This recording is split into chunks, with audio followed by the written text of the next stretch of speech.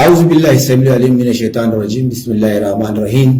Ina yi wa musulmi na duniya gaba daya barka da wannan lokaci na azumi, yanda muka shigo shi lafiya. Allah ya sa mu kare shi lafiya, kuma Allah ya ba mu ladan da yana cikin shi.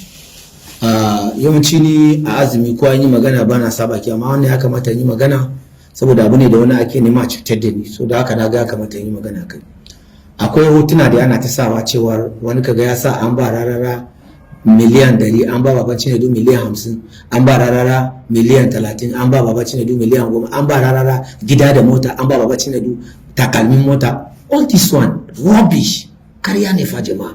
Kamar mutum ne ya sare ka kuma ya je na wasa maka ruwan batir, inda za a taimake ka ma a gani a kada dan a ki taimakon ka. Yaya za ku zo ku mani karya cikin media? Duk abun da aka sa a media cewa an ba mu da rara karya ne. Babu wanda ya bamu, babu wani abu da wani ya bamu. Wannan abu asara ce Allah ya kawo. Idan Allah ya yi zaka maida shi. Na so mutane su sani cewa da arziki da rashin shi daga Allah ne. Wallahi mutum bai yi maka arziki, sai dai sala ya zama sala.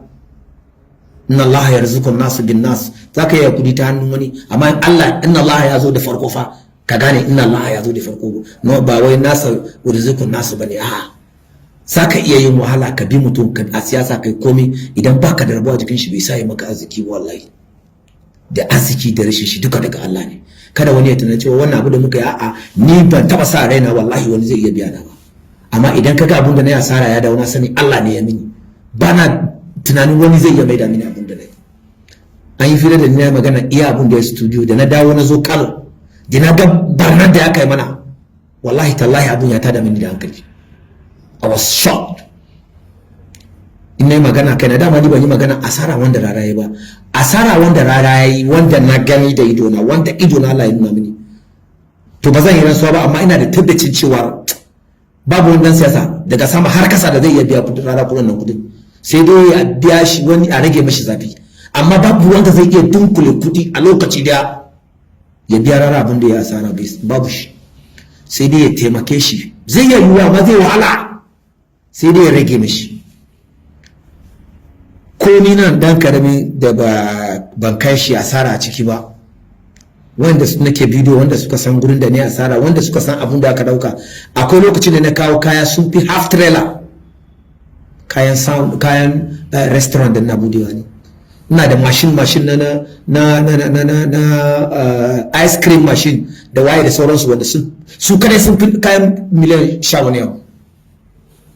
Ba magana kaɗan da kayan sound, ka je ka duba. Akwai mashin dina wanda na saya miliyan kusan 3 da wani abu, na gan shi a station. Duk inda aka kama kaya a station din Kano, babu inda ba kayana. Ka tambaya ka ji, babu inda ba kayana. To ni kana da na zauna da na zo na yi lissafi, na yi asara ya fi na miliyan 40 da wani abu na rara, kuma ba a magana. Wallahi ban san rara yi wannan asara ba, sai da ido na zo ya gani. Waye zai dauke kudi wannan ya baka ya biya ka? Kuma kana sa da wani zai maka arziki, wa wasting your time. It's only God that give and take. Nobody can give you, nobody can take from you, except God. Allah ne kadai zai maka. Kuma a haka da ni da rara din da sauki a namu, domin mu Allah ya rufa mana asiri. Akwai Zeking, akwai Ahmed M Sadiq, wanda su da wannan shagunan suka dogara. Mu da inda aka dusa mana shagunan sound da aka shiga aka yi mana barna, mun sai yara muna ci abinci, amma ba da nan kadai muka dogara. Akwai wanda da iyanan suka dogara, gaba daya an kone nasu ma an kwashe, ba abun da ya rage musu. Ni yanzu ko wani abun da aka yi mini, wallahi ban kare ba. Wallahi alhamdulillah, Allah ya rufa mu asiri. Idan Allah ya maka nema ka nuna, alhamdulillah, na gode ma Allah. An yi mun barna, iya barna. To akwai magana da zan dora nan gurin wanda ban taba fadi ba. Ya kamata nuna mutane me bambancin baban Cinedu da rara, saboda wani lokaci ana ganin mu kaman ba san wannan bambanci ba. Idan rara ya yi abu sai a ce dan me zai yi kaza, ai yayi butulci, nan yayi ba. A'a, ya kamata ku san bambanci baban Cinedu da rara. Rara bai taba zama yaron shekaru ba tun da yake. Rara bai taba zama yaron Kwankwaso ba tun da yake. Amma baban Cinedu yaron Kwankwaso ne.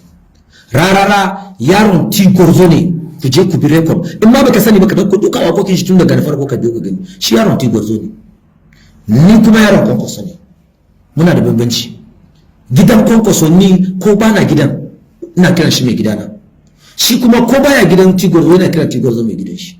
muna da bambancin gida. Allah ya da tafiya mu tare, muna neman abinci tare, amma muna da bambancin gidaje.